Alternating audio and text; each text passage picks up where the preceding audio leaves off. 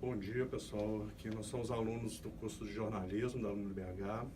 Vamos realizar aqui uma entrevista para a Cinética aqui com o nosso renomado Benny Cowell, que nos está concedendo o tempo para realizar essa entrevista. Bom dia, Benny. Tudo bem? Como é que vai? Beleza, 100%. Então, primeiramente, a gente queria saber por que o jornalismo foi a sua escolha. Na verdade, assim, eu adolescente e tal, eu sempre curti muito esportes. Até hoje eu curto demais. E além de praticar, eu joguei futsal e tudo, eu gostava muito de ler sobre esportes de forma geral. Futebol, mas também tênis, basquete, vôlei, época de Olimpíadas, eu ficava muito vidrado com essas coisas. Então eu sempre gostei muito de acompanhar o noticiário esportivo. E achava isso tudo muito legal. Então era um sonho que eu tinha, assim. Era mexer com o jornalismo esportivo, na verdade. E acabei fazendo o vestibular para jornalismo. E, assim, aí quando eu acabei me formando, o jornalismo esportivo foi só um pedacinho mesmo da minha carreira. Acabou que eu não consegui seguir carreira integral cobrindo esportes. Mas fiz alguma coisa de esporte, especialmente na Bandeirantes, quando a Bandeirantes ainda era dona dos direitos de transmissão do Campeonato Mineiro. Eu participei, apresentei o Globo Esporte muitas vezes em substituição ao Fernando Sasso, saudoso Fernando Sasso, apresentador da Globo. Mas assim, acabou que eu derivei para outros tipos de cobertura, geral, política, cidades, e toquei a vida no jornalismo. O que você acha sobre o diploma não ser mais um requisito para o exercício da profissão? Essa é uma questão muito polêmica, né? Na verdade, eu vejo assim, eu acho que a questão da técnica jornalística, ela de fato exige que o profissional passe por esse, vamos chamar de treinamento acadêmico. Mas, na verdade, há certas situações em que o especialista na área pode escrever ou falar melhor do que qualquer jornalista. Por exemplo, em certas situações, um médico especialista em câncer, por exemplo, se tiver o dom da palavra ou da escrita, pode se colocar ou se comunicar com a sociedade de uma maneira melhor do que a do jornalista, ainda que ele não tenha o diploma. Mas para o dia a dia, para a cobertura do dia a dia, de cidades, de acidentes, de tragédias, da cobertura política diária, aí eu acho que a técnica jornalística aprendida na academia, ela é importante. Talvez nesse sentido o diploma seja um requisito ainda válido. Mas assim, eu não me coloco radicalmente nem de um lado nem de outro, nem pela abolição, nem pela exigência. Eu acho que há certas situações em que, de fato, ter o diploma é importante, se esta for a profissão, o trabalho diário do profissional. Mas aquele especialista que eventualmente escreve ou fala sobre um tema, não vejo uma necessidade que ele tenha o diploma, não. E como você vê o futuro do jornal impresso com o avanço da internet, e quais você acha que são os desafios de ser um jornalista na era digital? Os jornais impressos ao redor do planeta estão passando por esse desafio gigante, que é tentar sobreviver nesse cenário, né, em que a internet, com todas as suas qualidades, todas as suas possibilidades, faz com que o jornal impresso se transforme num veículo ultrapassado, digamos assim. Então, os jornais estão tentando encontrar um novo espaço a ser ocupado. O que está mais do que comprovado é que o jornal, como ele foi, ele não tem mais sentido de ser. Né? Um jornal que hoje chega às bancas com todas as notícias que os veículos digitais deram ontem, não faz mais sentido. Então, ele precisa encontrar um caminho para que ele chegue às bancas e aos assinantes com um conteúdo novo, ainda que ele esteja abordando um fato acontecido ontem. Né? Esse é um grande desafio. E é um grande desafio, especialmente quando você está lidando com assuntos que precisam ser retratados no dia seguinte, mas que tem uma característica factual. Vamos pegar um acidente grave no anel rodoviário de Belo Horizonte, que mata várias pessoas e se transforma num drama para a capital. Causa engarrafamentos, mortes, feridos, um transtorno e uma dor para as famílias, enfim.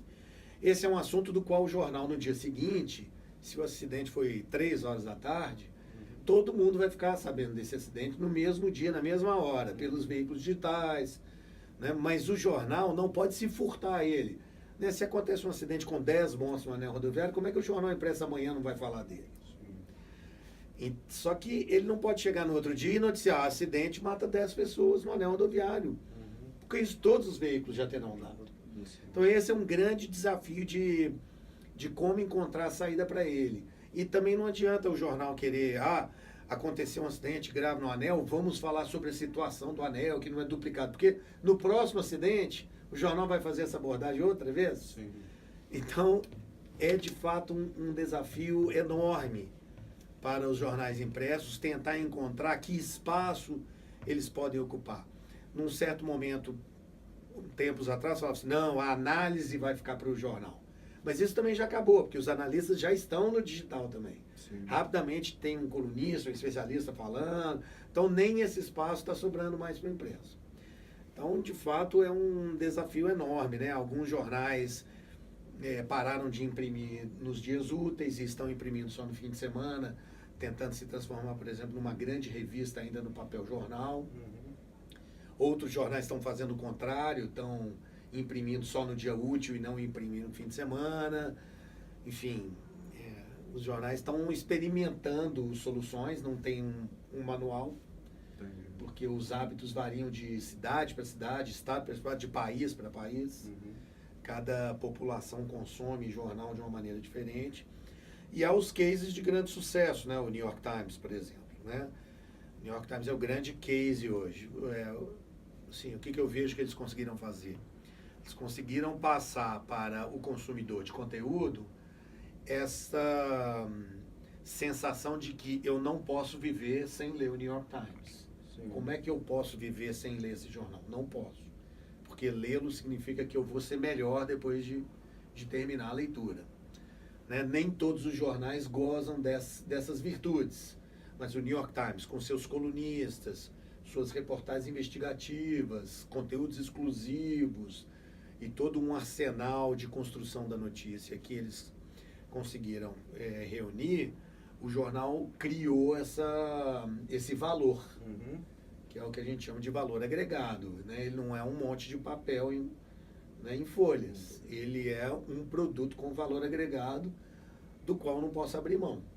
Então, cada jornal, na sua característica, vai precisar encontrar a sua forma de ser um valor percebido pelo seu público local, né, de tal modo que ele continue sendo impresso devido a essa necessidade do consumidor de conteúdo de não poder abrir mão daquele produto, mas é um desafio gigante. O que você pode falar para a gente aqui? Como reconquistar a credibilidade do leitor em tempos de fake news? Essa é uma situação complicada, porque quando a internet chegou, com todas essas possibilidades de todo cidadão ter o seu canal de comunicação, isso foi bastante celebrado, comemorado, e deve ser mesmo. Né?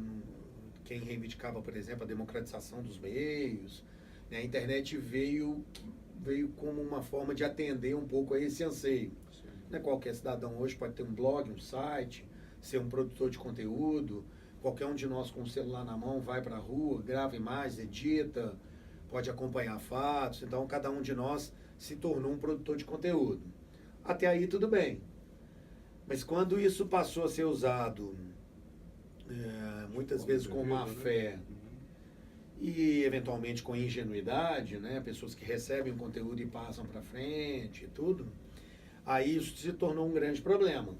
Né? Essa difusão de conteúdos maldosamente espalhados, por exemplo, ou ingenuamente espalhados, mas, enfim, sempre com um conteúdo que não é verdadeiro, ou que é difamador, enfim. Isso passou a ser um grande problema. Nesse sentido, o que num primeiro momento virou um problema para os veículos de comunicação, depois passou a ser de novo uma oportunidade de se recuperar.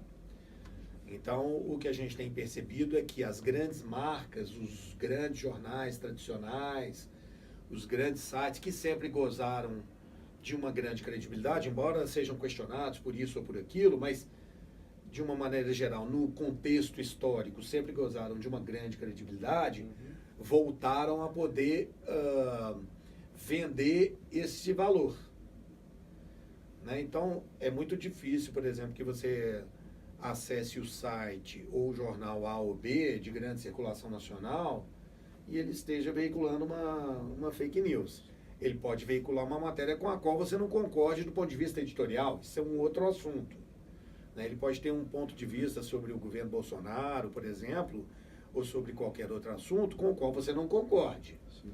Mas isso não se trata de fake news, trata-se de linha editorial e a gente precisa separar isso bem. Outra coisa é você divulgar, espalhar fake news com objetivos terceiros e isso gerar um grande problema. Aí já é uma outra coisa. E isso, os veículos de comunicação têm essa oportunidade de novamente robustecerem suas imagens perante o consumidor de conteúdo, fazendo com que eles entendam que ali não tem fake news. Aqui no Estado de Minas, no Portal A, a gente tem feito um trabalho forte nesse sentido, de aliar as nossas marcas a conteúdo de credibilidade. Né? Você pode saber que se você está lendo um conteúdo nosso aqui, ele é um conteúdo em que você pode acreditar, você pode até não concordar, mas ele é um conteúdo crível. E como você acha que o fenômeno de convergência de mídias de Henry Jenkins pode ser um aliado do jornalismo? Eu acho, a convergência, ela veio oferecer um conteúdo mais completo para o consumidor de informação. Não é? Então, voltando a falar do jornal impresso, você tem um papel com uma foto e um texto, e na internet você tem a possibilidade de entregar esse conteúdo, construir a sua narrativa usando todos os recursos possíveis. E na internet você pode tudo. Você pode pôr texto, foto, galeria de foto, vídeo, infografia, áudio. Cabe ao repórter entender qual o melhor recurso em qual ponto da construção da narrativa. Né? Então ele tem que aqui melhor é texto. Aqui eu posso entrar com uma foto. Aqui cabe um vídeo para essa parte, que vai detalhar em imagens o que eu quero contar. Aqui eu vou usar uma infografia.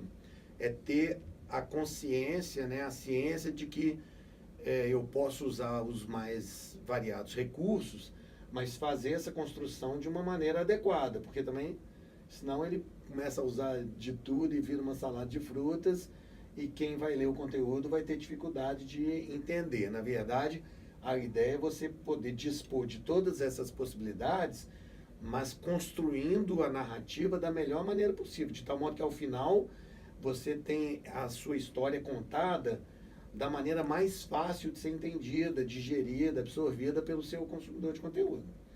Então, acho que a convergência é sensacional nesse aspecto, porque além de transformar o conteúdo num produto mais aprazível, mais atraente, mais sedutor, com maior possibilidade de fazer com que a pessoa permaneça consumindo aquele conteúdo, você consegue construir a narrativa de uma forma melhor, não é isso? Há certas coisas que escritas não são tão boas quanto no vídeo. E há certas coisas que escritas são melhores que no vídeo, por exemplo. Não é isso? Depende muito da situação. Né? Então, cabe ao repórter, na hora de construir, se ele tiver todas essas possibilidades à disposição dele, escolher as melhores maneiras de entregar esse conteúdo. Sim. Bacana. Bem, a gente gostaria de agradecer. Muito Eu obrigado. Eu agradeço, pelo estou sempre à apoio. disposição. Valeu. Até a próxima. Obrigada. Obrigado.